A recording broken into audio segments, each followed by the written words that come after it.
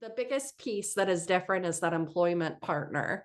We work with school districts all the time when we're helping train teacher candidates, but many times we're giving our teacher candidates minimal experience or kind of a taste of what that school environment looks like, where with apprenticeship, they're being fully immersed within that environment. At minimum, apprenticeships have 2,000 hours within that employment setting, within that school setting. So when you think about what that means for a candidate, the amount of time and exposure and understanding that they have of that school setting is exponentially higher than what we do in our teacher training programs. Another distinct difference is mentorship. Many times when we are placing even student teachers or practicum experiences within those K through 12 schools, our individuals are getting exposure. For our apprentices, they are getting much more than just that exposure. They are being truly immersed in that environment. One of the analogies that I've seen when talking about teacher training programs and an apprenticeship program is kind of thinking about our teacher candidates are these seedlings that we're planting in this environment and helping culture them and nurture them so that they're growing and they're going to excel. Our traditional training programs, they're helping them grow into trees. But what apprenticeship does is they not only help them grow into trees, but they help them plant roots, deep roots that are deeply embedded within that community and that school system. So it's a much more robust training piece. The last piece, which is an obvious difference, but it's one that we forget about a lot of times, and it's one of our biggest barriers to our students, is all apprentices are paid. So they're getting money while they're doing these hours, having these experiences. And one, it's going to offset some tuition costs for individuals, but it's also going to help them on that trajectory of knowing that they have a sustainable income with that employment partner.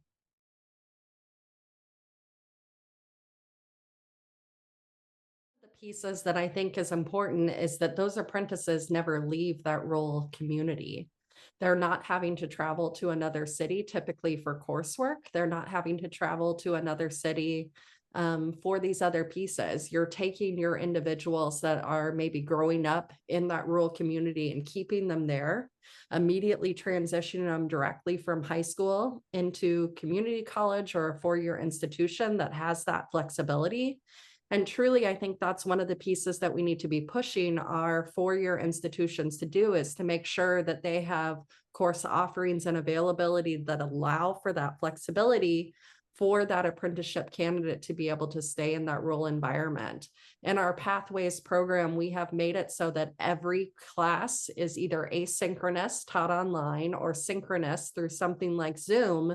And we've also made it so that about 24 credit hours, almost a third of that undergraduate professional education coursework is actually done and can be completed by that school district. So what that means is that our apprenticeship candidates don't pay tuition on that money, on those courses. But the bigger advantage is, as schools are working to cultivate and to kind of grow their own candidates, what they can do is they can make sure that those individuals are teaching reading in the evidence-based way, but also understand what reading curriculum they're going to be using within that school district. When they're learning about the IEP process, they're learning, yeah, these are best practices for writing and developing IEPs, and here's how you do it within our IEP system. So it allows some of those more applied components to take place, which makes a stronger candidate and ultimately a candidate that's better prepared for that first day. The other piece that I think is really important for our rural communities is that as you're thinking about these individuals, they don't have to be individuals that are coming directly from high school. Maybe they're individuals that are within your community that are your volunteers in your school district, that they're parents that now their final child has started kindergarten and they're looking for new employment opportunities. But it's really that way to think about who are our population of individuals that could be really strong in our education system, that are already invested maybe within that educational community in some aspect, but maybe are not employed there yet. And how can we put them on that trajectory for employment?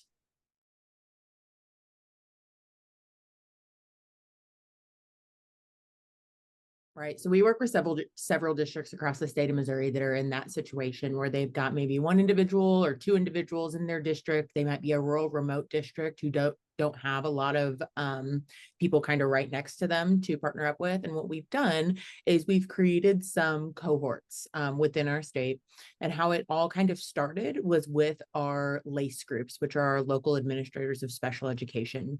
So in Missouri, our administrators of special education have like professional groups that they meet with that are surrounding districts. And we also have the RPDC in Missouri, which is our regional professional development.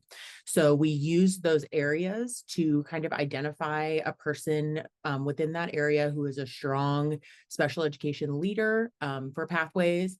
And we allowed them to kind of reach out to their peers in neighboring communities and say, hey, we're going to run this program. Do you have anyone that's interested? And we can share the load. So what we've got going on now are some really great cohorts where the districts that participate take turns, maybe teaching some of the coursework, or they might pay one of those districts to take their individuals if they don't have the capacity to teach it themselves. And it's a big joining of smaller districts who may not have that capacity. They come together and one person will teach the coursework for those individuals that semester, and also act as kind of a special education mentor for them. We know that there are some districts where there may not be a certified special education teacher in the building, or there may be one who's certified but doesn't have the training, the traditional training in special education. So it's been nice to be able to provide everyone with some sort of special education leader who has that experience and who wants to kind of mentor individuals in that way. It's been really promising so far.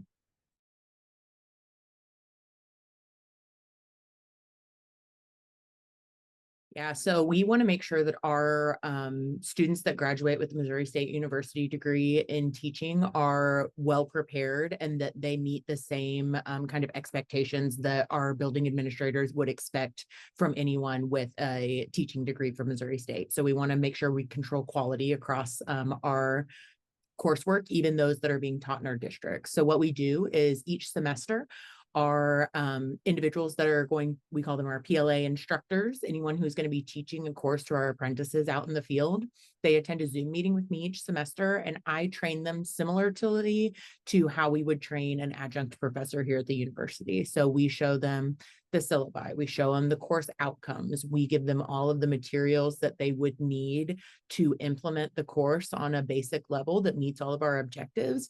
We also give them maybe some project ideas, some applied activity ideas that other people have done before that we think would be cool. And then we tell the district, implement this.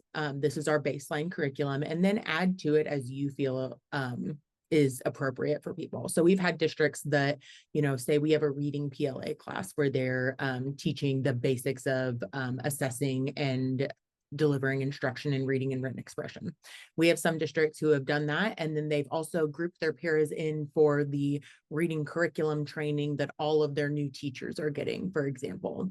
We have some districts that for our practicum classes where they're attending IEP meetings, that they are, attending those meetings and then maybe debriefing together and doing some things like that. So the school districts are able to kind of go above the baseline of curriculum that's required to be taught and add in those applied experiences that will make that teacher candidate really strong for them when they're ready to take on a classroom on their own.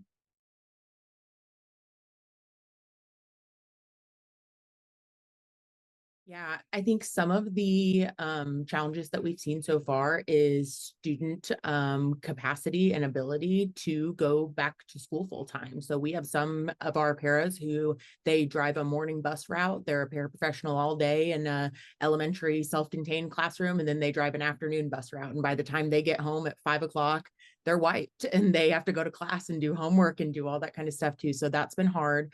And that's been a piece that as faculty, we've had to kind of reframe our brains to think like that these are not our traditional college students who show up to our 9 a.m. classes. These are working professionals who have long, long days in our field. So we can kind of feel for them in that way, but making sure that our paras have the bandwidth and have the availability to focus on their studies is one piece that we constantly are coming up against. class because we know that they have lives, but we also know that it's really important to learn this content and be proficient at it so that they can be prepared for their teaching careers in the future. And we see a similar issue with school districts themselves who are implementing our coursework, just the capacity and the bandwidth that our teachers have out there in K-12 settings right now. It can be kind of hard to take on an additional role. So successful things that we've seen with our PLA instructors have been districts being kind of flexible as to what they can take off of that PLA instructor's plate so that they have the ability to really truly mentor these teacher candidates and make sure that they're getting the content that they need. And same with our paraprofessionals. We've been able to kind of work with some districts to say like, hey, you know, if they've got class on Tuesday, can someone else cover their route on Tuesday afternoon so that they can, you know, go home for a minute before they have to log on to their Zoom class and those sorts of things. So I think flexibility is a real key point in solving some of these problems. They're not end of the world problems, but they are things that we have to consider so that our students can have the best opportunities.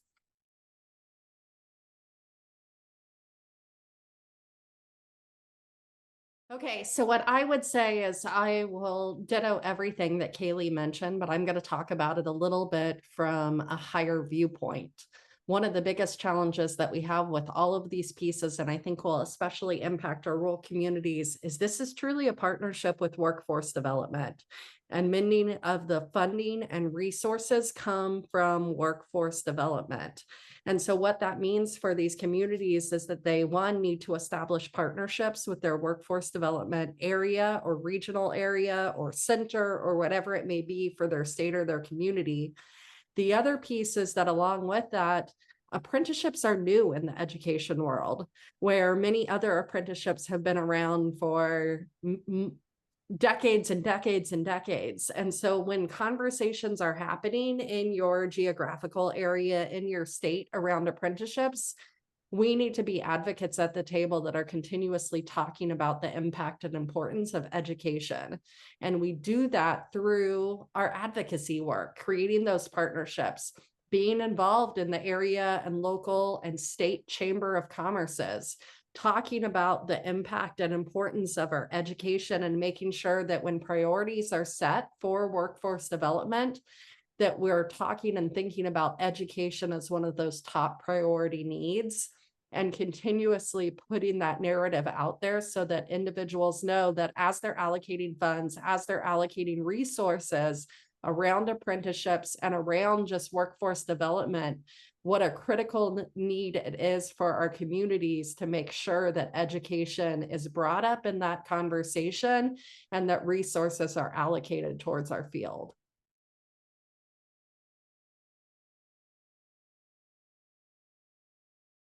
One of our school districts that we partner with is Hollister, Missouri, and their special education director, Dr. Christina Smith, has been a huge advocate for teacher preparation and especially the apprenticeship model. So what she's done in her district, and she kind of took this on her own, which big kudos to Dr. Smith, but she created one of the largest cohort models that we have in the state so far for Pathways for Paras. She's got about 30 individuals from neighboring school districts this year that are taking part in learning from her, learning our PLA coursework through her district.